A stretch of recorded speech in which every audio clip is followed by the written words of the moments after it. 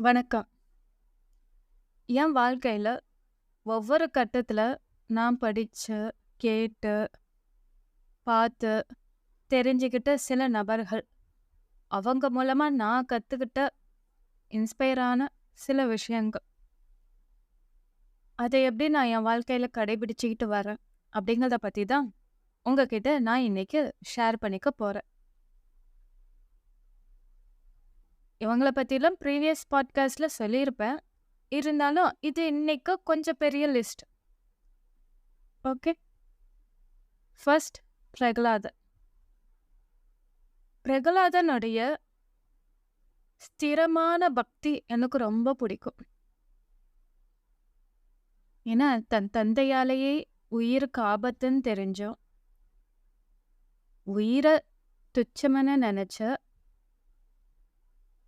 ஸ்ரீமன் நாராயணன் இடத்துல ஸ்திரமான திட பக்தியோட அவருடைய நாமத்தையே சொல்லிக்கிட்டு இருந்தாரு பாருங்க. எனக்கு அவரை ரொம்ப பிடிக்கும். அந்த மாதிரி ஒரு பக்தியை தான் நான் வளர்த்துக்கணும்னு ரொம்ப ஆசைப்படுறேன், வளர்த்துக்கவும் முயற்சி செய்யறேன். அது பக்தியா மட்டும் இருக்கணும்னு அவசியம் இல்லைங்க. ஏதாவது ஒரு விஷயத்துல நம்ம சாதிக்கணும் பண்ணணும் அப்படின்னா நம்ம சுத்தி இருக்கிறவங்க எவ்வளவு எதிர்ப்பு தெரிவிச்சாலும் அந்த உறுதியை நாம என்னைக்குமே கைவிடக்கூடாது. அது பிரகலாதன் கிட்ட இருந்து கத்துக்கிட்டது. அடுத்து துருவன். துருவனோட ஸ்டோரியை நான் ஏற்கனவே சொல்லியிருக்கேன். துருவன் கிட்ட என்ன கத்துக்கிட்டேன் அப்படின்னா பிடிவாதம்.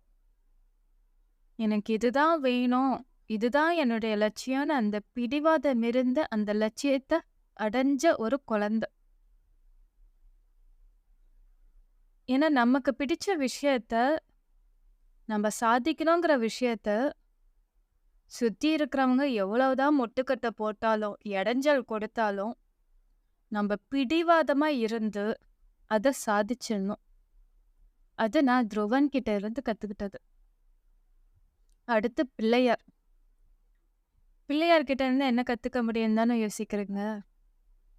இந்த மாம்பழ ஸ்டோரி உங்க எல்லாருக்குமே ஞாபகம் இருக்கும். அந்த மாம்பழத்துக்காக முருகப்பெருமான் உலகத்தையே சுத்தினாரு. ஆனா பிள்ளையார் தன்னுடைய தாய் தந்தையரையே சுத்தினாரு. என்னை பொறுத்த வரைக்கும் எனக்கு எங்க அப்பா அம்மா தான் உலகமே. பிள்ளையார் மாதிரி நான் என்ன சந்திக்கிற என்னுடைய ஃப்ரெண்ட்ஸ் ஆகட்டும், இல்லை என் ஸ்டூடெண்ட்ஸ் ஆகட்டும், என்னை விட சின்ன வயசுல இருக்கிறவங்களாகட்டும், அவங்க எல்லாருக்குமே நான் சொல்ற ஒரே விஷயம் ஒன்னே ஒண்ணுதான். எந்த காலத்திலயும் அப்பா அம்மாவை எக்காரணத்தை கொண்டும் விட்டு கொடுக்கவே கூடாது. அவங்க மேல இருக்கிற அன்பு மாறவே கூடாது. அவங்களுடைய ஆசீர்வாதம் இருந்தா இந்த உலகத்துல எதையுமே சாதிக்க முடியும். இது மட்டும்தான் நான் அவங்க எல்லாருக்கிட்டையுமே சொல்றது. அது நான் கடைபிடிச்சிட்டும் வரேன். அடுத்து சீதா தேவி. சீதா தேவி அவ்வளோ கஷ்டப்பட்டாங்க அந்த அசோக வனத்துல.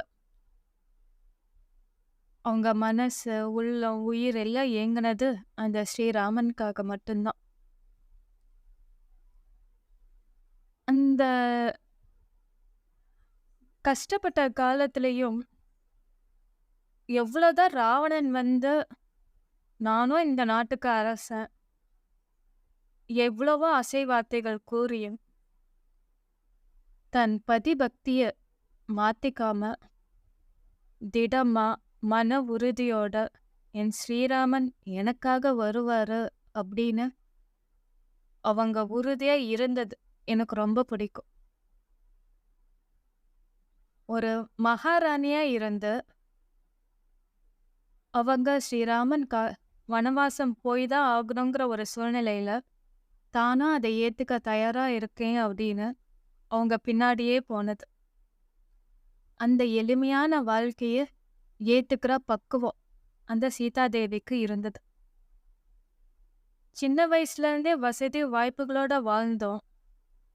அந்த வசதி வாய்ப்புகளை இல்லாம அதுக்கு ஆப்போசிட்டான ஒரு வாழ்க்கை வருது அது நாமளா விரும்பி தேடி போக்குற சூழ்நிலை வந்தாலும், அத புன்னகையோட, முழு மனசோட ஏத்துக்கிற பக்குவம் நமக்கு வேணும்.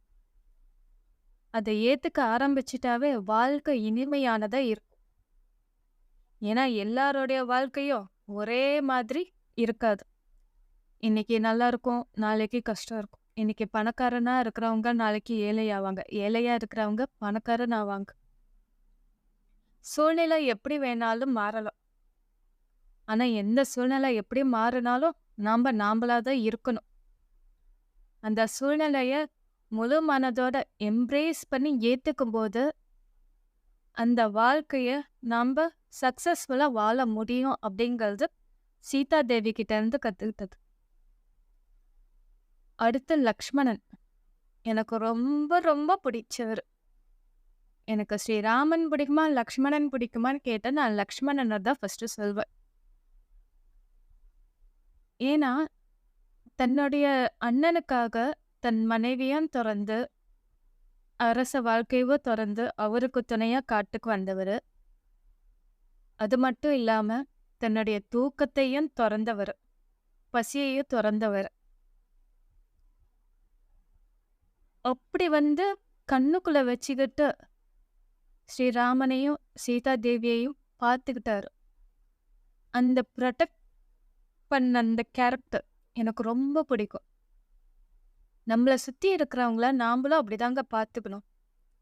அப்பா, அம்மா, கூட பிறந்தவங்க, நம்ம பசங்க, மனைவி, மக்கள் இவங்க எல்லாரையும் வந்து லக்ஷ்மணன் பாதுகாக்கிற மாதிரி தூக்கத்தை எல்லாம் திறக்க வேணாம், உணவையும் திறக்க வேண்டாம். ஆனா, அந்த பாண்ட் வந்து நம்ம விட்டு விட்டுடவே கூடாது எந்த சூழ்நிலையிலயும். அதே மாதிரி அவருடைய ஒய்ஃப் ஊர்மிளா. சீதா தேவிக்காக தன் கணவர் ஸ்ரீராமனோட இருக்கக்கூடிய வாய்ப்பு கிடைச்சது. ஆனா, லக்ஷ்மணன் எப்படி தன் மனைவிய பிரிஞ்சு வாழ்ந்தாங்களோ, அதே அளவுதான் ஊர்மிளாவும் தன் கணவர பிரிஞ்சு வாழ்ந்தாங்க. அவங்களும் ஒரு வகையான வனவாசம் தான் அனுபவிச்சாங்க. அடுத்து விதுரன். விதுரன் பத்தி உங்களுக்கு நல்லாவே தெரியும். திருதராஷ்டிரன் பாண்டுவுடைய தம்பி. அவருக்கு முறையான அங்கீகாரம் கிடைக்கவே இல்ல. ஆனாலும் அவருக்கு அவங்களுடைய அண்ணன், தம்பி, அண்ணன் பசங்க மேல எல்லாத்துலயும் அவங்களுடைய பாசம் குறையவே இல்ல. எவ்வளவு அவமானப்பட்டாலும், துரியோதனனால அவமானப்பட்டாலும், முடிஞ்ச அளவுக்கு உண்மை சொல்லணும், நல்லத சொல்லணும்னு மட்டுமே சொன்னாரு.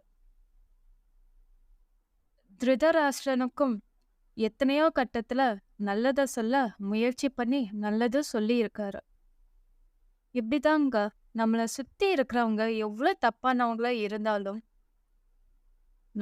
நாமளா இருக்கணும். நல்லத மட்டுமே சொல்லணும். அந்த நல்லது இன்னைக்கு அவங்க கேட்காம போகலாம். ஆனா என்னைக்காவது ஒரு நாள் அவங்க காதுல விழும். அதுதான் நான் விதுரன் கிட்ட இருந்து கத்துக்கிட்டது. அடுத்து உத்தவன்.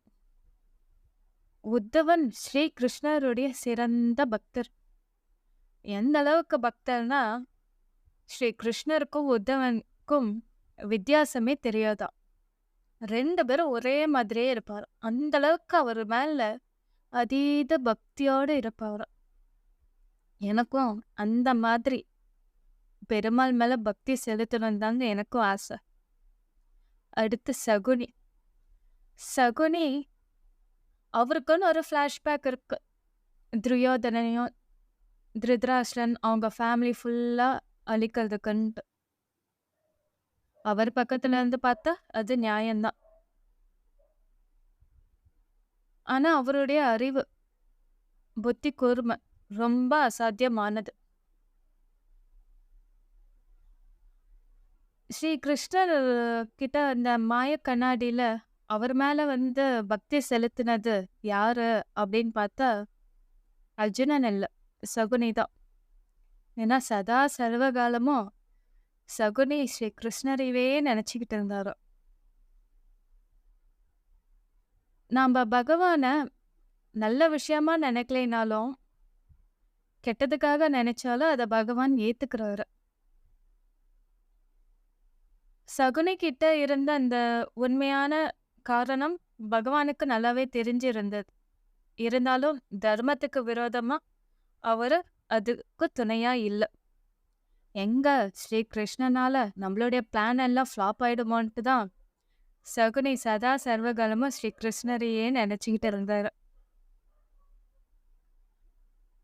அடுத்து கர்ணன். கர்ணன் கிட்ட போறவங்க எல்லாருக்குமே இல்லங்கிற பதிலே அவர் தர மாட்டார். தாங்கிட்ட இருக்கிற எல்லாத்தையும் கொடுக்கறதுல சிறந்தவர். அவ்ளோ கருணை. அந்த மாதிரி பாக்கியம் இங்க நமக்கெல்லாம் கிடைச்சா நல்லாதான் இருக்கும்.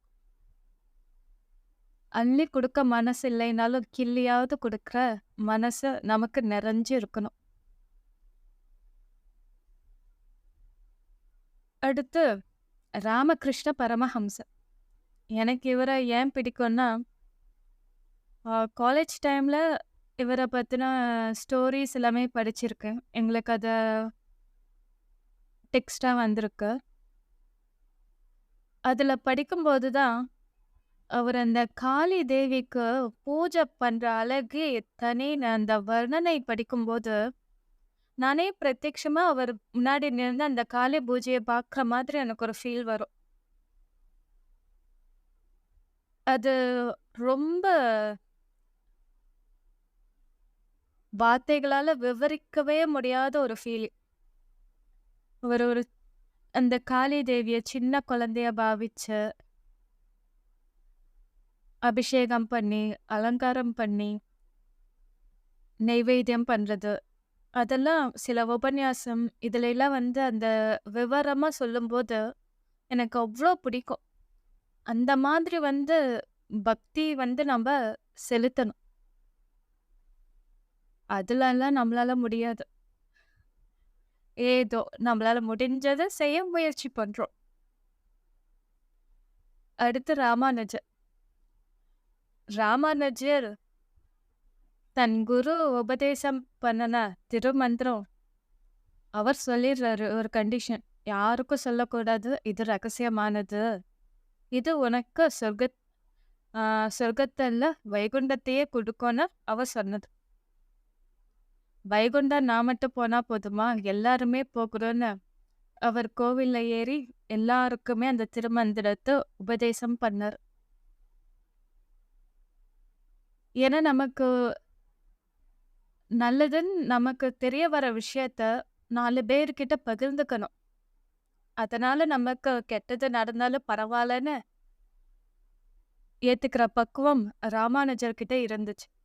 ஏன்னா அவர் குரு வந்து சொல்லியிருந்தாரு, நரகத்துக்கு தான் போவேன் இதை வெளியே சொன்னா அப்படின்னு. பரவாயில்ல, நான் நரகத்துக்கு போனாலும் இவங்கெல்லாம் வைகுண்டம் போவாங்களே அப்படின்னாரு. கபில்தாஸ். கபில்தாஸ் அவரு அருமையான ஸ்ரீராம பக்தர். சதா சர்வகாலமா ஸ்ரீராமனையே நினைச்சுக்கிட்டே உருகி உருகி வாழ்ந்தவர். ஒருமுறை யானேஸ்வரர் மற்ற பக்தர்கள் எல்லாருமே அவருடைய இல்லத்துக்கு போயிருந்த போது சாப்பிட்றதுக்கு எதுவுமே இல்லை. தன் மனைவிய கடைக்கு போய் வாங்கிட்டு வர சொல்றாரு. அதற்கு அவங்க மனைவி கடைக்காரர்கிட்ட போகும்போது, கடைக்காரர் பொருள் எல்லாம் தரேன், அதுக்கு விலையா நீ உன்னையே கொடுக்கணும்னு சொன்னார். வீட்டுக்கு வந்த பக்தர்களுக்கு, பாகவதர்களுக்கு உணவு இடுவதுதான் சிறந்த பக்தி.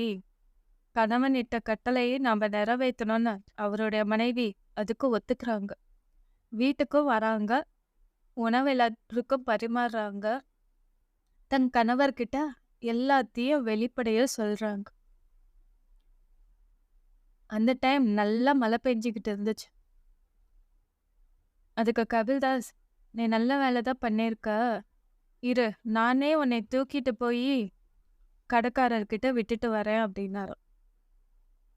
ஏன்னா மழையா பெய்யுது, சேறு சகதியமா இருக்கு, நீ நடந்து போனேன்னா அது நல்லா இருக்காது. நானே தூக்கிட்டு போறேன்ட்டு தூக்கிட்டு போனாரு.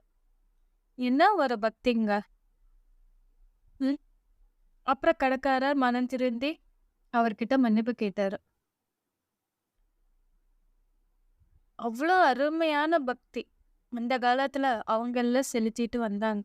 பாகவதர்களுக்கு உணவிடுவதையே பெரிய குறிக்கோளா, லட்சியமா, அதுவே பக்தியா செஞ்சுகிட்டு வந்தாங்க.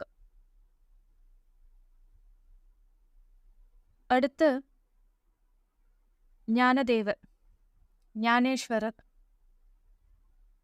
ஞானேஸ்வரர் அவருக்கு பிரதர்ஸ் உங்க எல்லாருக்குமே தெரியும். 4 பேரு. அவருடைய தந்தை வச்சு அவர வந்து நிவர்த்தி தேவர், சோபான தேவர், முக்தாபாய் இவங்க 4 பேரும் 4 பேரையுமே அந்த பிராமணர் அ ஏரியால அவர ஒதுக்கி வச்சாங்க. ஒதுக்கி வச்சும் அவங்க வந்து நான் குரல் கொடுத்தாங்க. எரும மாட்டையவே வந்து வேதம் சொல்ல வச்சாங்க. அடுப்பே இல்லாத சூழ்நிலையில என் முதுகுல ரொட்டி தட்டுன்ட்டு முக்தாபாய்க்கு தன் முதுக குடுத்தாரு ஞானதேவர். நம்ம சொல்ல வேண்டிய விஷயத்த சொல்ல வேண்டிய இடத்துல வெளிப்படையா சொல்லியே ஆகணும். இல்லைன்னா எல்லாரும் ஒதுக்கிடுவாங்க. அது ஞானேஸ்வரர் செஞ்சு காட்டினார். அடுத்து ஹனுமான். ஹனுமான் பத்தி உங்க எல்லாருக்குமே தெரியும். சிறந்த ராம பக்தர். அவர் ஸ்ரீராமனுக்கு செஞ்சிருக்க கைங்கரியம் கொஞ்சம் நஞ்சா இல்ல. அவர் இன்னமும் இந்த பூமியில வாழ்ந்துகிட்டு தான் வராரு. அவரும் விபீஷ்ணரும். என்ன ஒரு பக்தி. வைகுண்டத்துல போனா கூட நீ ஸ்ரீராமனா தரிசனம் கொடுக்க மாட்ட. அதனால நான் இந்த பூமியிலேயே உன்னை ஸ்ரீராமனா தரிசனம் பண்ணிக்கிட்டு உன் நாமத்தை சொல்ற உங்க எல்லா இடத்துலயும் நான் இருந்த அந்த ராம நாமத்தையும் கேட்டுக்கிட்டு ராமாயணத்தையும் கேட்டுக்கிட்டு இங்கேயே வாழ்றேன்னு வாழ்றவர். எப்பேற்பட்ட பதவி கிடைச்சாலும் அது வேண்டான்னு துச்சமென இது பண்ணி நமக்கு பிடிச்சத ஃபாலோ பண்றது தான் ஆஞ்சநேயர். அடுத்து காரைக்கால் அம்மையார், மீராபாய். இவங்க 2 பத்தி நான் ஏன் சேர்த்து சொல்றேன் அப்படின்னா, இவங்க 2 பேருமே காரைக்கால் அம்மையார் சிவபெருமான் மேல தீவிர பக்தி உடையவங்க. மீராபாய் ஸ்ரீ கிருஷ்ணன் மேல தீவிர பக்தி உடையவங்க. இவங்க 2 பேரோட வாழ்க்கை கிட்டத்தட்ட ஒண்ணுதான். காரைக்கால் அம்மையாருக்கும் கல்யாணம் ஆகுது.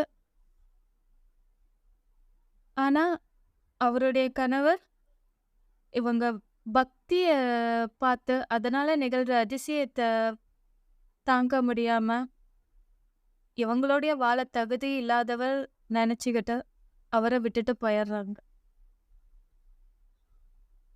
மீராபாய்க்கு கல்யாணமும் ஆகுது. ஆனா அவங்க ஒரு துறவு வாழ்க்கை மாதிரி தான் வாழ்றாங்க. அவர் கணவர் ஃபோர்ஸ் பண்ணல. இவங்க தம் பக்தியை எந்த அளவுக்கு பாட்டா பாடி இது பண்ணணுமோ எல்லாமே பண்றாங்க. சுத்தி நல்ல எதிர்ப்பு எல்லாமே வருது. பக்தியை ஒருபோதும் அவங்க 2 பேருமே கைவிடவே இல்லை. ஒரு பெண் திருமணத்துக்கு பிறகும் பக்தியோட வாழ முடியுங்கிறத ப்ரூஃப் பண்ணது இவங்க 2 பேரு தான். பக்தியை ஒருபோதும் கைவிடல. கணவர் கைவிட்டாலும். அடுத்து திருமூலர்.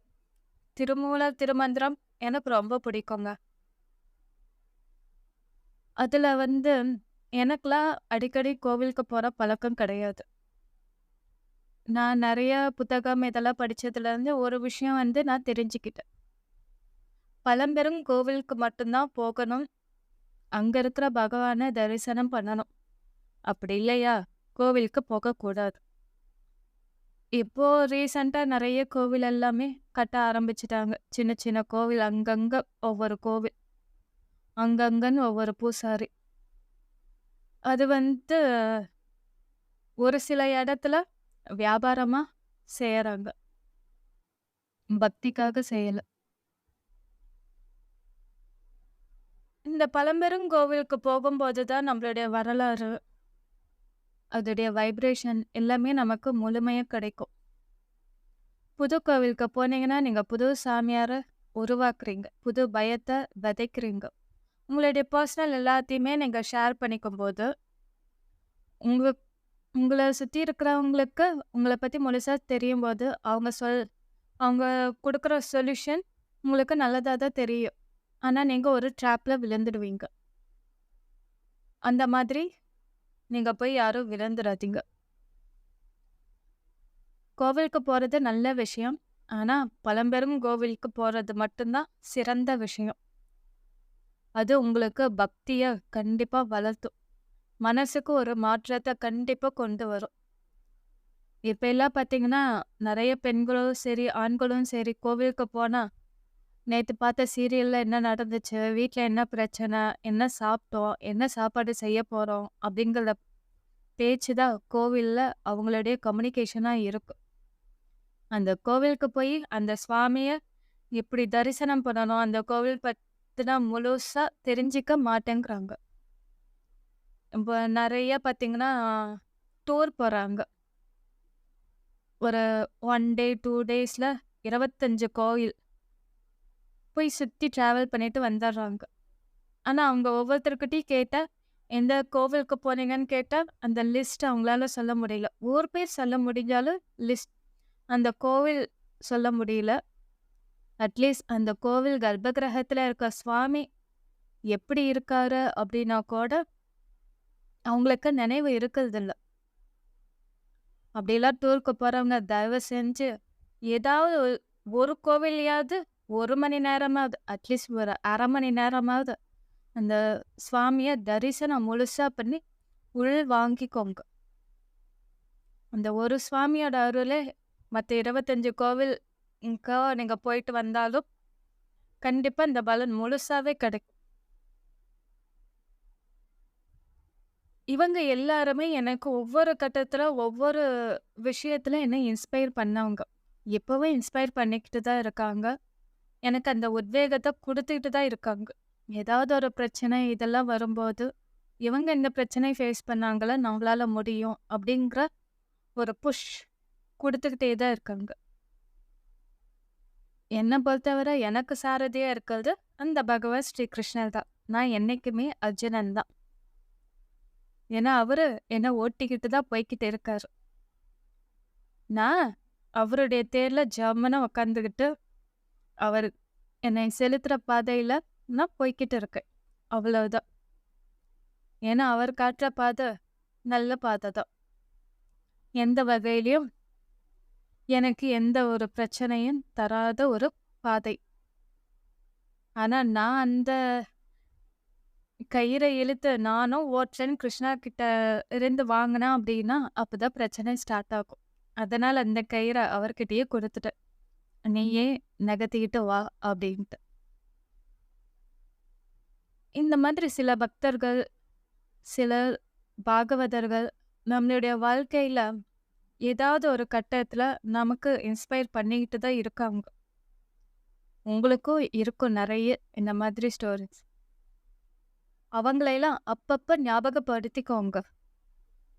ஏன்னா, நல்ல விஷயங்கள் நாம்ப எந்த அளவுக்கு ஞாபகப்படுத்திக்கிறோமோ, அந்த அளவுக்கு நல்லது நம்ம வாழ்க்கையில கண்டிப்பா நடக்கும். இது பிரத்யக்ஷமா நாம் கண்டறிஞ்ச உண்மை.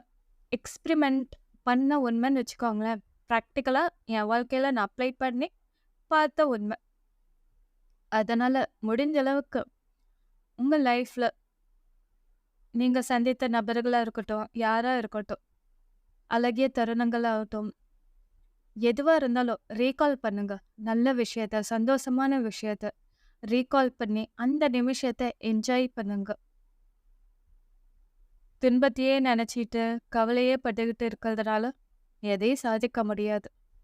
ஆனா, சந்தோஷமான நினைவுகள், சந்தோஷமான தருணங்கள், அந்த அனுபவங்கள், அத நீங்க ரீகால் பண்ணி பார்க்கும்போது, கண்டிப்பா உங்க வாழ்க்கையில நெறைய மாற்றம் கிடைக்கும். Thank you.